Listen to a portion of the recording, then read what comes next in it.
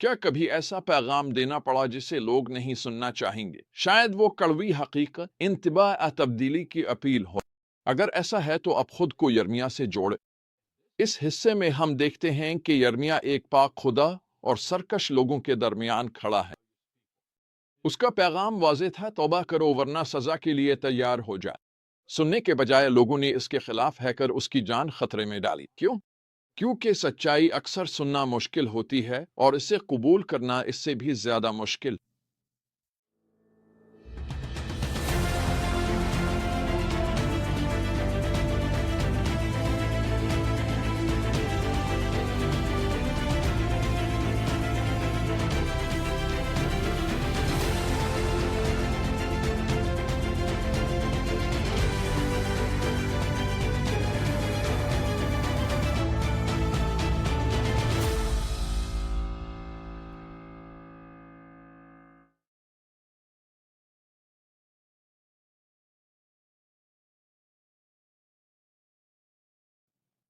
اس کی حقیقت یہ ہے کہ خدا کے ساتھ وفاداری سچائی ہے۔ خدا کا کلام اکثر قیمت کے ساتھ آتا ہے، یہ قیمت ادا کرنا قابل قدر۔ یرمیا ہمیں دکھاتا ہے کہ خدا کی اطاعت کرنا کیا معنی رکھتا ہے، چاہے وہ خطرناک دل توڑ دینے والا ہو۔ آئیے طاقتور کہانی میں غوطہ لگائیں اور دیکھیں آج اس کا کیا مطلب ہے۔ یرمیا کا مشن واضح تھا۔ خدا نے اسے فرمایا، خداوند کے گھر کے صحن میں کھڑے ہو کر سب لوگوں سے بات کرو۔ جو کچھ میں تمہیں حکم دوں وہ سب انہیں بتا دو، ایک لفظ بھی نہ چھوڑنا۔ یرمیا 26:2۔ یرمیا بات نہیں چھپائی۔ اس نے لوگوں کو خبردار کیا کہ اگر وہ اپنی باری راہوں سے باز نہ آئے تو خدا ہیکل کو تباہ کر دے گا، یروشلم کو قوموں میں لعنت بنا دے گا، جیسے اس نے شیلو کے ساتھ کیا تھا۔ یرمیا 26:6۔ یہ ان کے جھوٹے احساس تحفظ کے لیے براہ راست چیلنج تھا۔ وہ سمجھتے تھے کہ وہ ہیکل کی وجہ سے محفوظ ہیں، لیکن خدا ان کے رسم و رواج یا کھوکھلے الفاظ سے متاثر نہیں تھا۔ وہ ان کا دل چاہتا تھا۔ یرمیا کا پیغام فوری اور بے خوف تھا۔ اس نے بت پرستی، ناانصافی، منافقت، بے نقاب کی۔ اس نے انہیں کہا، اپنی راہیں اور اپنے اعمال درست کرو اور میں تمہیں اس جگہ رہنے دوں گا۔ یرمیا 7:3۔ لوگوں نے سننا نہیں چاہا۔ وہ اپنے گناہوں میں مطمئن تھے، مذہبی روایات پر بھروسہ کرتے ہوئے اپنی مرضی کی زندگی گزار رہے تھے۔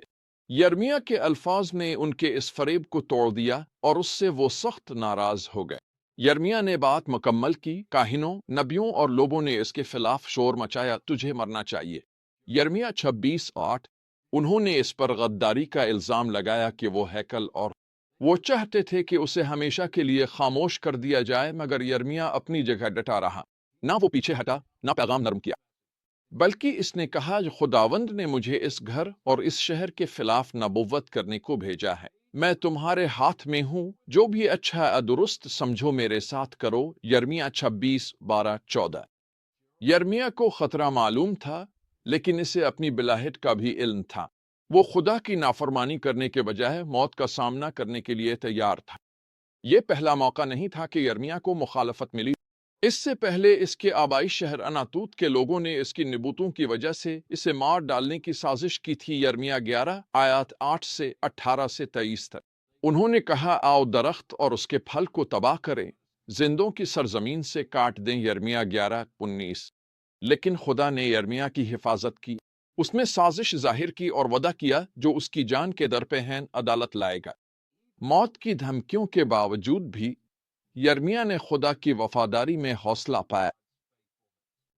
یرمیا کی کہانی صرف بیرونی مخالفت نہیں ہے، یہ اندرونی جدوجہد کے بارے میں ہے۔ یرمیا 12 میں ہم نبی کو خدا سے کشمکش دیکھتے ہیں۔ وہ پکار اٹھتا ہے، بدکاروں کی راکیوں کامیاب ہوتی ہے، سب بے ایمان آرام سے رہتے ہیں۔ یرمیا 12:1۔ یرمیا اپنی الجھن اور مایوسی کے بارے میں خدا کے ساتھ ایماندار ہے۔ اس نے اپنی زندگی خدا کا پیغام پہنچانے میں لگا دی، مگر بدکار جیت رہے ہیں۔ یرمیا کی ایمانداری ہمیں یاد دلاتی ہے کہ اپنے شکوک اور جدوجہد کو خدا کے سامنے لانا ٹھیک ہے۔ وہ ہمارے سوالات سنبھال سکتا ہے، لیکن خدا کا جواب یرمیا کے لیے چیلنجنگ اور تسلی بخش ہے۔ وہ کہتا، اگر تم نے آدمیوں کے ساتھ دوڑ لگائی اور تھک گئے تو گھوڑوں کے ساتھ کیسے مقابلہ کرو گے؟ یرمیا 12:5۔ یعنی اگر تم ابھی مشکل میں ہو تو جو آگے آنے والا ہے اسے کیسے سنبھالو گے؟ خدا یرمیا کو اور ہمیں بھی بڑے امتحانات کے لیے تیار کر رہا ہے۔ وہ ہمیں یاد دلا رہا ہے کہ وفاداری کے لیے ثابت قدمی ضروری ہے۔